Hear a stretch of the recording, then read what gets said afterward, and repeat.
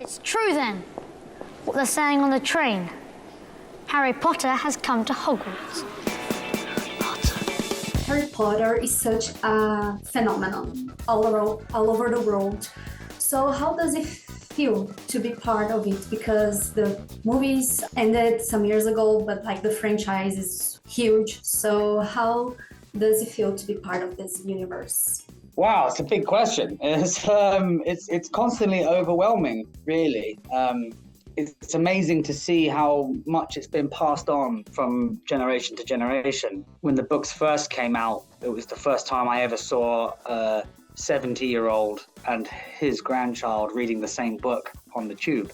I think that's probably one of the first times for a long time that's happened. That was 20 years ago. Most of the fans that come and say hello to me now weren't even born when the books were being written. So I consider it to be more of a storytelling than a franchise, so to speak. I mean, it's no McDonald's, that's for sure. But the stories have obviously been passed down for for a reason, really. And the best part of it is that whether it's Brazil or America, UK, France, Japan, it seems to be equally poignant for a whole generation of people before, but also now. So yeah, I'm obviously incredibly proud to be to be a small part of it, and I've seen nothing but the benefits of youngsters and older generations alike enjoying the stories. 2. Inversion static!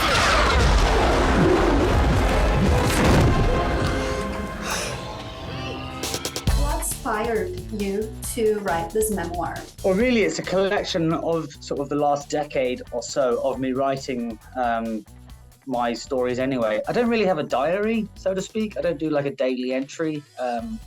But I do find writing very cathartic, and it's a good way of me processing, I suppose, the stories in a narrative. I've always enjoyed reading growing up, so it seems like a natural thing to do, to write. The book really only came up as an idea about 2 years ago, when it was sort of collating a lot of these scraps of paper and really questioning whether there was a chronological story that we could tell from the age of me being sort of 7 years old when I did my first work to where I am now. So it's far from an autobiography, because I like to think the best is yet to come. But also it was a great way for me to cement the memories that I have in a format that will live for a long time, because I think memories fade as they go along. So it was like it seemed like a natural thing to do, to sort of just try to put all these scraps of paper that I had and stories that I had into a timeline. And it was only really actually like Brazil was one of the first places, because when we shot the films, we were in a very small part of North London. We didn't really see the effect that it was having on the world. We knew that films were successful, but when I first went to Brazil and had people waiting for me at the airport, there's no two ways about it. Brazilian fans are extremely passionate. So to experience that firsthand, as I did, I think it was on Half-Blood Prince or somewhere around there, about 10 years ago, that I realized how much the effect these stories and films have on people, and from all different countries and backgrounds. That was an exciting revelation at the time when I was in Rio doing that, and since then it just seems to have continued. And this is a good chance for me to shout out and send some love towards all the Brazilian fans that have been relentlessly passionate. In your book, you talk a lot about mental health and substance abuse. So, as a person who grew up in a sense, recording films, and I would like to ask you about the importance of accepting help, because this is something that I think one of the points when you talk about your struggles, when you talk about accepting help, this could be something that if more people accepted help, I think less people would be suffering. So could you talk a little bit about this, about accepting help? Yeah, I mean, first of all, again, the book is really a memoir of my life so far. It's far from a self-help book. I'm no expert, and I certainly don't have any particularly strong advice one way or the other than the conversation should be had without being a taboo. And I was encouraged because we all go through highs and lows, and we all enjoy the sun and don't particularly enjoy the rain. But we're less encouraged to talk about not enjoying the rain as much as we are about enjoying the sun. So especially from my standpoint, with so many things to be grateful for and so many things to talk about positively, it was important to be able to talk about things that sometimes aren't so good, and not in a way of projecting that I know what I'm talking about, but just to sort of hopefully remove slightly the taboo of talking about days that aren't so good.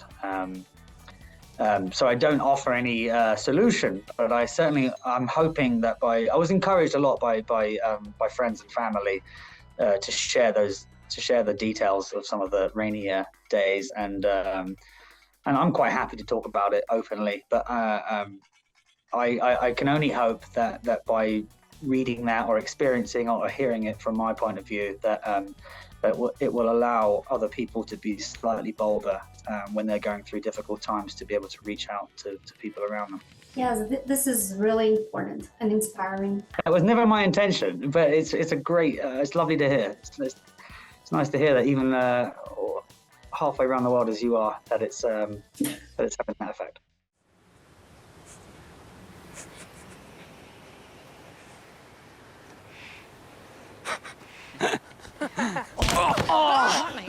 Malfoy, you okay?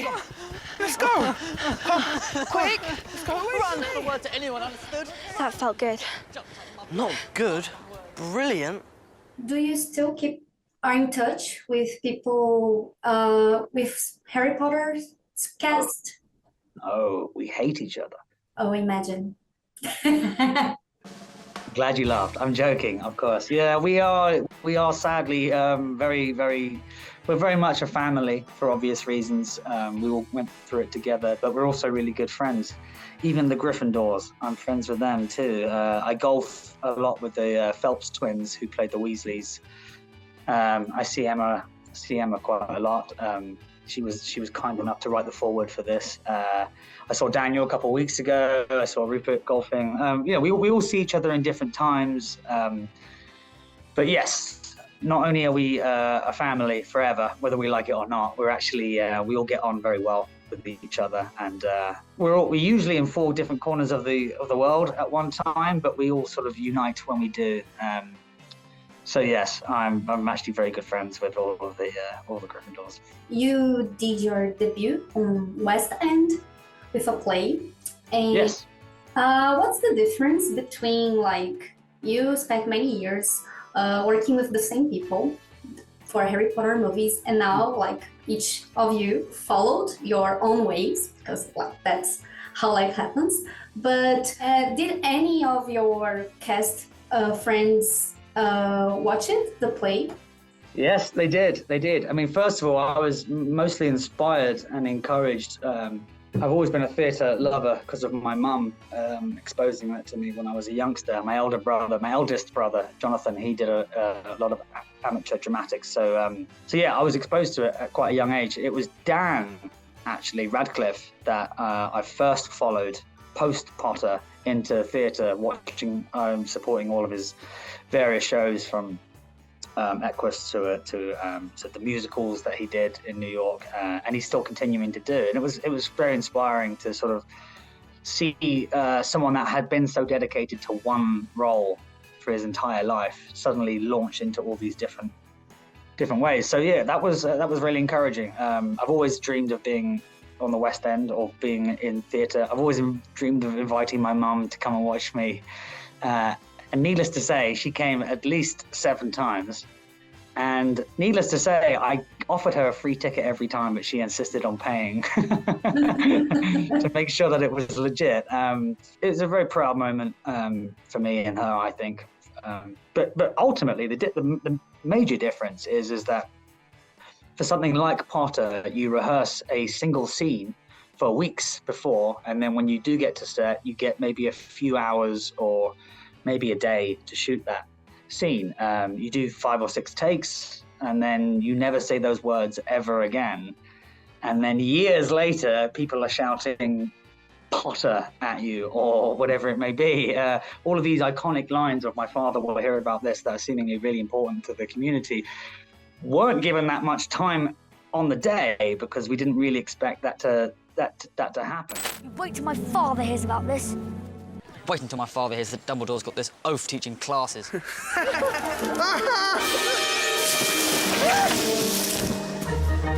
Oh, my father will hear about this. Is that a threat? Whereas the play is, we did 148 shows, I think it was, or something like that. It's the same scene every single day. So sort of learning how to sort of craft one scene each day slightly better, or to try to make it slightly better, was very different to the craft of acting in a way that I'd been used to.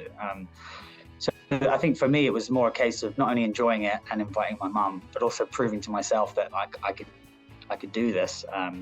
In the early weeks of rehearsals, I was terrified, to be honest, but I thoroughly enjoyed it, as every actor that I've spoke to has told me I would. So I look forward to doing more. Yes, and you talked now about your mom, and I think it's really impressive how she always supported you, like your whole family.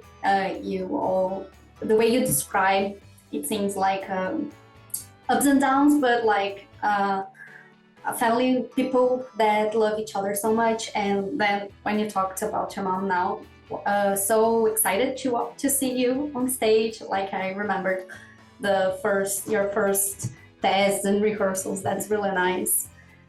Yeah, I'm very lucky to say it. I can't help but think that like it's the perfect opposite of Draco, because he had very unsupporting family members, and my mum and my dad and my brothers and all my friends have just been nothing but supportive in any decision that I've had. So I feel very lucky.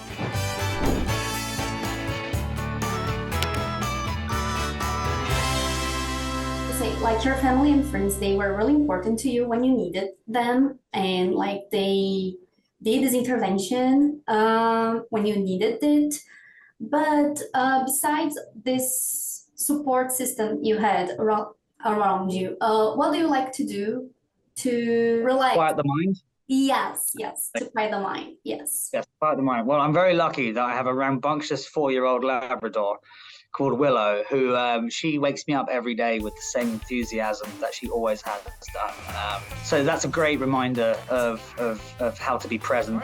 It's hard not to be present around a Labrador, a hungry Labrador. But she also enjoys nature as much as I do, so it's a great excuse for me to go out. So I use nature as a great tool, whether it's sunny or rainy or whatever it may be, just to get out there and see the. My dog has a furious passion for squirrels. So every day is an adventure for her because she's on squirrel patrol up every tree. She still thinks she can actually climb the tree if she runs fast enough. So that's always enjoyable to watch in the mornings. But yeah, other than that, like, just art, really, whether it's literature or for me, it's a lot of it is music. I love playing instruments. I love my hands to be busy. So guitar to me is a great tool to sort of A, keep my hands busy, but B, also stimulate the artistic things that sort of make me happy. You've got a friend in me. So when the road looks rough ahead and you're miles and miles from that nice warm bed, I would like to know your references, like what do you like to watch, to listen, and the best show you recently watched. It's a big question. It deserves a big answer, really. My instinctive answer is one of more of what I was brought up with. My dad and my mum sort of brought me up with a lot of British comedy. Blackadder, Only Fools and Horses, Fawlty Towers. These were the shows, Dad's Army. These are not shows that I'm sure you've heard of, but these are the ones that I sort of grew up with, Monty Python. etc. So that's where I think a lot of my humor or lack of humor comes from. But in modern days, it's just it's so wide and so varied that I can go down the road of the Great British Bake Off. I can go down that route, or I can go into the world of serious drama, because there's so much good stuff at the moment. We're watching, my brothers and I are watching White Lotus, I think it is at the moment. But yeah, there's so much good stuff out there. I'm grateful when I get the time to watch it. Thank you very much for the interview, and thank you very much for being so nice to us, and congratulations on your book. Thank you. I really hope, without any promises, I really hope to come to Brazil sooner than later to celebrate the book, but also to say thank you to all the fans that have supported us.